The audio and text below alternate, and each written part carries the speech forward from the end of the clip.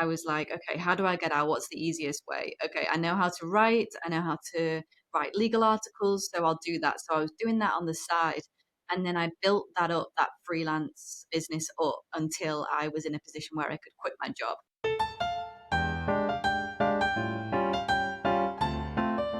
All right, so welcome to the You Are a Lawyer podcast. Holly Cope, how are you today? I'm so good. I'm so excited to be here and to meet you. Yes. So I don't typically do this because it usually doesn't matter. I'm talking to a lot of lawyers in the States, but you're in Madrid, Spain. How did that happen? Oh my gosh, it's a very good question. I just found myself here. It's like Dorothy, she taps her feet and she's in like a random place. That's like me. No, I love Spain. I love the language, I love the culture, I love the food. So when I quit my job as a lawyer, the first place I wanted to go was Spain. So I came across Madrid, I've been many, many times, and then I thought, you know what, I need to live here. Why am I not living here? Let's make it happen. Yeah. So we're recording for season 10 of the podcast. And I think in season 6, I also talked to someone, but they were in Valencia, Spain. So there's a lot of lawyers in Spain, a lot of people that are traveling. So I love it. There are actually. It's a really nice, relaxing place, and the weather's always reliable and great, unlike where you are, from what it sounds like. Yes, it's nasty and rainy here in Ohio. And it sounds like you have a British accent. Are you from the UK? Yes, yeah, I'm from near to Liverpool. Okay. All right. So, in preparing for these recordings, I always send out a questionnaire and I say, would you go to law school again? Did you enjoy it? You would go to law school again, but you are not actively practicing as a lawyer or a barrister. Can you share some more details about that? Yeah, so I don't regret any of my kind of journey because I believe that, you don't get to where you are without having gone through your journey, your specific, lessons and everything. And to be honest with you, I absolutely loved studying law. I loved practicing law. I think it's a great industry.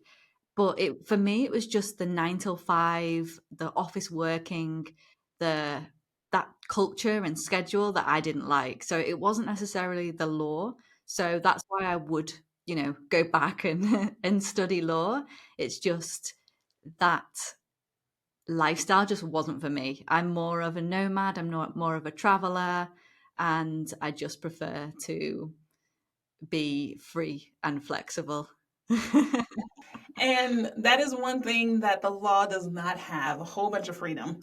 It's just not known for being a free environment. It's just the workload. It's a very stressful job. Even if you're not doing like criminal charges, the amount of paperwork in transactional law is a lot. You know what I mean? It's a lot. So It is, yeah. And I was speaking to someone who is a traveling lawyer, and they said, it's more possible now to travel and do law because everything's online on computers. Whereas when I was practicing, and it's probably similar now actually, but it's all paper files. You can't carry around briefcases full of paper files around the world when you're traveling. It's impossible. So it's more possible now. oh, sorry. It's impossible for the physical files, but you can have them all on your phone, right? Or all on your laptop. Yeah, exactly. Yes. Absolutely. So, Holly, before we started recording, we were chatting about the fact that we are doing the same jobs. I help people launch podcasts because a lot of business owners are too busy. So I'm like, you record, I'll do everything else. I'll grab the recording, I edit, I'll write interview questions, I'll find the guests, I do it all. You are helping lawyers create law podcasts. How did you get into that? It's a very good question, and I wouldn't imagine myself, in this position like years ago. I didn't even know what a podcast was like, 3 years ago or whatever. I'm quite new to it, but no, I would say like a year and a half ago, me and my friends decided to start a podcast about freelancing, like being freelancers, because I started out writing legal articles for law companies when I quit my job. And then I've moved into podcasting. And I thought, this is so fun. You get to chat and produce, and it's just such a fun way of communicating with people and spending your time. So then it got me into podcasts, and I started to look at law podcasts and see, okay, I wonder if there are any interesting, cool law podcasts. And I realized that there actually weren't. And and I thought, oh my gosh, I need to help lawyers create more interesting, engaging law podcasts, because all the ones that I was listening to were like lectures and them just talking about law jargon, things that people don't understand. And I thought there must be a better way of making law more accessible to people. So I started reaching out to my current clients who I was writing articles for, and I said, do you want a podcast? And they were all like, yeah.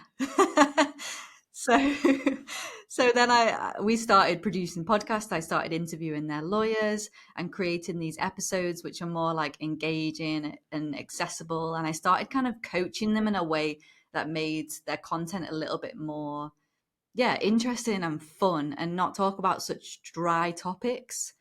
um so yeah, I don't know if you found that, like with law podcasts, have you found that they're quite dry and boring? Well, here's the thing. Lawyers love to talk, but then I don't think we usually know how to be really engaging, right? Like we know how to give orders and we love to write.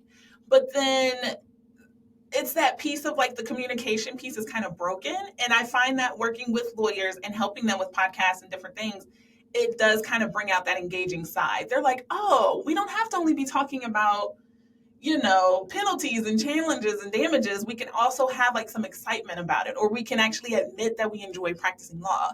Because that's a big part of it too. They were all like, the law is serious. And it's like, yeah, but you can smile, right? We're not going to respect you less because you're having a good time at work. Yeah, exactly.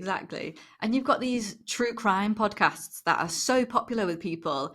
And I was just thinking, if you can talk about criminal law in a way that people just love, then why can't we talk about other areas of law and tell stories and do things that other podcasts do, but just with law? Let's not be traditionally boring. Let's be interesting, you know? No, it's true. And okay, so did you leave the law firm and working in law before you started working on the podcast about freelancing? Yes, I did. Yeah. Okay. So what basically happened was I was working in a law firm, and I wanted to get out. So I was like, okay, how do I get out? What's the easiest way? Okay, I know how to write. I know how to write legal articles. So I'll do that. So I was doing that on the side. And then I built that freelance business up until I was in a position where I could quit my job. So I quit my job, went full time into the freelance writing, started the freelance podcast, and then got into that, led me down the path of podcasting for lawyers. So now I focus on the podcasting for lawyers because I just find it's like the most fun thing ever. And like when you find your purpose and your passion, you're like, let's go with it. I'm sure you're probably the same with your podcast.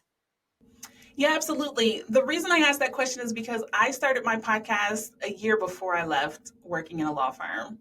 And I talked to a guest once and they were like, podcasting has like a seed of entrepreneurship in it. And I was like, is that true? And I found it to be true because I was creating something that didn't exist. And then I was like, what else can I create? Right. And so that's why I wanted to know if it was, the chicken or egg situation, or if you left work, started the podcast, and then started helping others. So. Yeah. That's interesting that you started it whilst doing your job. That's very cool. Not many people do that. It's very interesting. Yes, but this was the pivot, right? I met an accountant in my law firm who had a law degree. And I was like, why are you working in accounting? And I was like, you got to talk to me about it. And then I met someone else who was like an analyst, a data analyst. I was like, but you have a law degree? And so then I started just Googling people that had law degrees who weren't practicing. And I was like, let's talk about it. So I probably had 30 or so episodes in of all these different career choices that people had as lawyers, right? Not working as a lawyer, but with the legal education and training and knowledge. And I'm sure every recording was a reminder, you can do this. Hey, what about you? You want to leave too? Hey. Yeah, that's so cool. I think what's also interesting is like me and you are very similar in the sense that we've got a similar background. We both do podcasting for create podcasts for, professionals and whatnot. But we also have like the same podcast. Like you've got your podcast and I have a podcast called More Than a Lawyer, and yours is You Are a Lawyer. And I literally interview inspirational lawyers, and it's like so similar. So I think it's just amazing that we've got this like similar path. I think it's so great. Yeah, it's fascinating how the world works like that. There's a book I read every year called Big Magic, and it's by Elizabeth Gilbert, and she talks about how ideas want to be made. And so, like, an idea will come to you, and it'll be like, "Hey, you want to start a podcast about lawyers with careers?" And you're like, "Oh, I don't have time, or maybe, or I'll just start small." And then the idea doesn't want to die, so then it goes over to Spain and talks to you, and it's like, "You want to create a podcast about lawyers with careers?" Like, because ideas want to exist. And so whenever I hear things like that, I'm like, "There's no coincidences. The idea was traveling, right? It Yeah. wanted to be made." Oh So. my gosh. Yeah, it traveled all the way to Spain Hmm. I know. from I love you. it. So, Holly, I want to ask you because part of the reason why you said that you would go to law school again is because you'll never miss or you'll never lose the education and the knowledge and the training that you've gained. Would you share a little bit details about how you really can use a law degree to do anything? Oh my gosh, yes. Yeah, I truly believe that you can do that.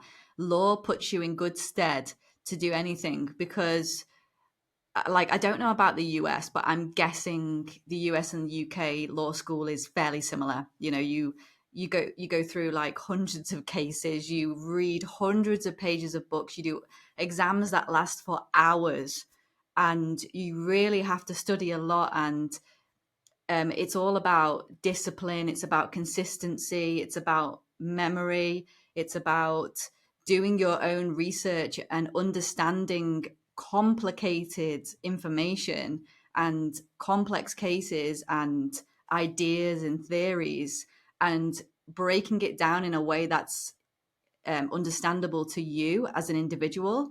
So you can carry so many of these lessons throughout life and in other areas. I found that studying law has made me be able to do so many different things. Not just like having knowledge of law and feeling confident in situations because I have that, you know, that backing in my head, like, okay, I know where I stand legally in this situation. So I feel comfortable and confident to do X, Y, and Z, which a lot of people don't. But also, it teaches you how to write, how to speak, so many life lessons that are so valuable. I feel like just doing a law degree, even if you don't become a lawyer, like all the people that you've just spoken about, like the accountant and the analyst and all these people who don't necessarily use their law degree in their job. Wow, hasn't it put them in an amazing situation where they've covered all these bases and learned all these amazing lessons? So yeah, that's why I believe that. Yeah, and to add to that, I always think about even just negotiating, like for your salary. You still have that law degree. So you're like, I want to make this. Yeah, but you're not, but I want to make that, right? And you're comfortable with being like, I'll wait. Yeah, yeah, yeah, yeah, yeah. Yeah, exactly. Yeah, negotiation skills. Yeah, you're right. Like literally everything. Listening skills, such a valuable, lesson. So many skills. All right, just a second. I have this terrible cough that wants to come out. Hold on. Whew, okay. Back. So Holly, let me see. What was I thinking about? Okay. So Holly, what are some of the tasks that you complete every day working with lawyers who are podcasters? Are you walking them through the whole process, like how to buy microphones or what kind of guests they should talk to? Or would you share a little bit of details? Yeah, sure. So To be honest, I feel like I help with a lot of different things, not just managing and producing and editing and all the things that are involved in podcasting, which I'm sure you're aware of.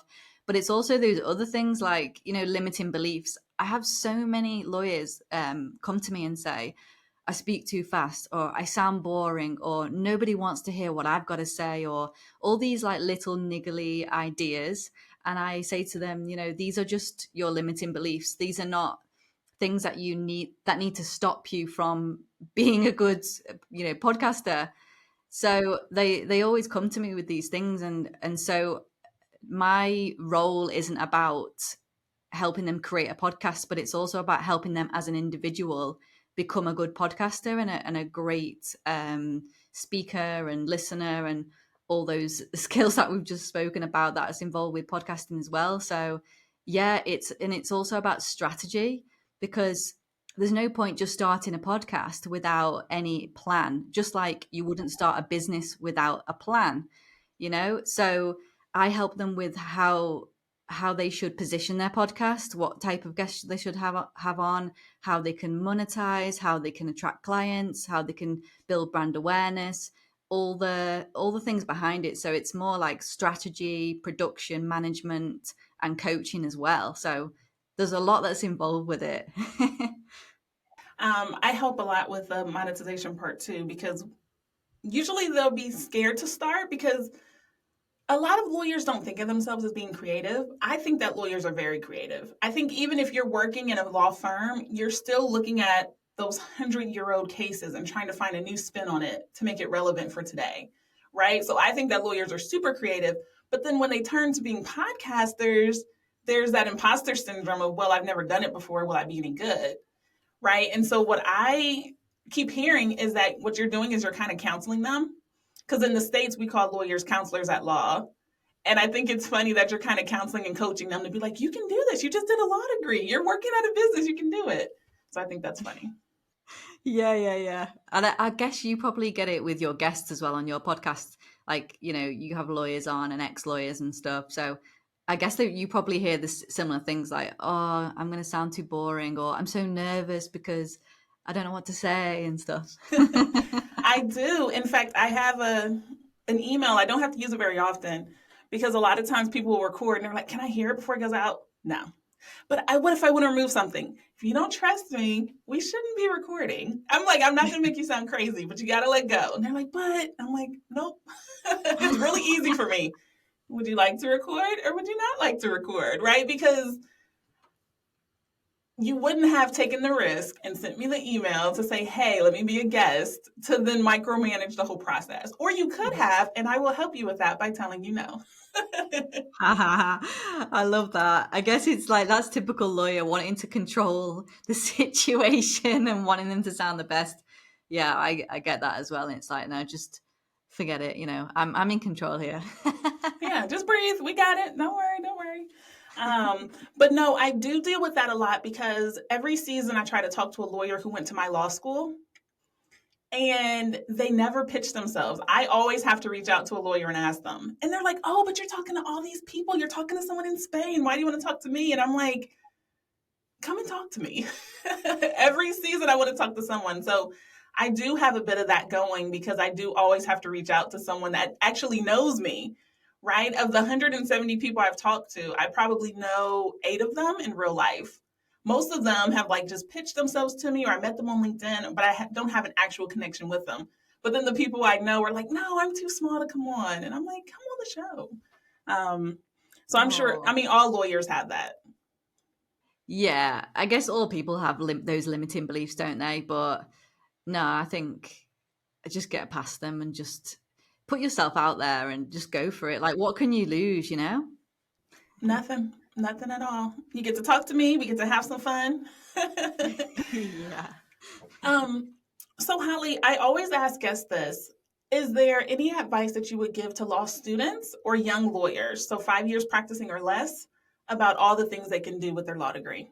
Wow. Yeah. What I would say is, and this is potentially like slightly different to what you might expect me to say, but what I would say is, apart from obviously doing all the normal things like, you know, working hard, finding a job that you love, finding an area of law that you love and that you're passionate about, and not worrying about switching to different areas, trying different things. I would say something that I wished I would have done back when I started would be to like document my journey in terms of build a personal brand, post on social media about studying law or becoming a lawyer or getting a law job or working in law, because honestly I think it's an incredible thing to do, and also it's a brilliant backup. And I just think that building a personal brand as a lawyer, I think this is the future of recruitment and getting amazing law jobs and even becoming like partners of, massive law companies. If you have that like following and people know who you are, then I think that is an incredible way to build your career. So I think regardless of whether you're an employee or you're self-employed to have a business, I think documenting your journey and showing your progress from, student to lawyer or whatever is super important. And I would say people should start doing that. Like people don't do it enough. I don't see it particularly with lawyers. What do you think that they should document, right? Because the first thing that I thought of was, showing yourself stressed out looking at books or trying to memorize something. Do you think they should just document the good and the bad and the ugly? Or, like, what do you mean? Would you give a little bit more detail? Yeah. So what I would do is if I was studying law, I talk about my experiences. So I don't know if let's say you found a really interesting case, or you're studying and you found a really cool technique that you've learned, that you've picked up to help you learn. For example, like, I don't know, when I was studying, I literally highlighted all the like the key words, the key cases, and then I'd write notes as and when I was reading, and then I would condense those notes even further and have like I don't know what you call them, but those like cards where I would condense the notes. That's it. That's it. Condense the notes even further, and then I'd be in a brilliant position before the exam because I'd have all these like notes. So I guess I don't know, if you're studying, you could document your journey of how you're studying, how you're finding it, or even just how you're finding law school in general. Yeah, talk about the highs, the lows, the opportunities you've had, the I don't know if you've been burnt out or whatever, how you've got over that. Just talk about like your story. And I think people start to resonate, and you can just build it up as you go along. Like, I follow a lawyer on LinkedIn, and she talks about like handling cases and with her clients, and she talks about her day-to-day life. And she has so many people supporting her and so many people commenting on her posts. I think if she tried to get a job somewhere else, then she could probably get any job because everyone knows who she is. She stands out. Yeah. So I think that, yeah, just tell your story, tell your journey, give tips, give advice to other lawyers or students. Um, just speak from the heart, I guess. Yeah, I like that. And I think it probably will help build up your confidence too, right? Because I doubt that that woman who's posting on LinkedIn doesn't feel confident about the things that she's sharing, right? And confidence is practiced. So I bet by documenting your journey and sharing what you're going through, you'll be building up that confidence too. Exactly. Yeah, I totally agree. And you probably think like, oh, who wants to hear about my story? I'm just, an average student or whatever. But nobody else is really talking about, their journey through law school, not consistently anyway. They might talk about it on reflection, but not as they're going through it. I just don't see this on LinkedIn or anything like that. So I think it would be super interesting for someone to take you through that, their day to day of what they do and how they cope and how they manage, because it's a crazy journey, going through law school. I think that's a really great idea. And anyone, if you're listening and you're like, I want to document my journey, reach out to Holly and let her know, hey, I'm interested in starting a podcast. You can record once a week and just say, this is what I went through last week. That will probably be really fascinating. For Holly, sure. how can people reach out to you and connect with you? Probably the best way would probably be through LinkedIn.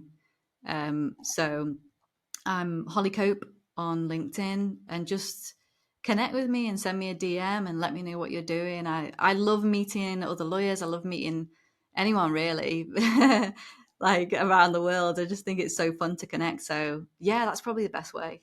Thank you, Holly. I hope everyone reaches out to you and connects with you on LinkedIn. So you have a great rest of your day. Thank you so much.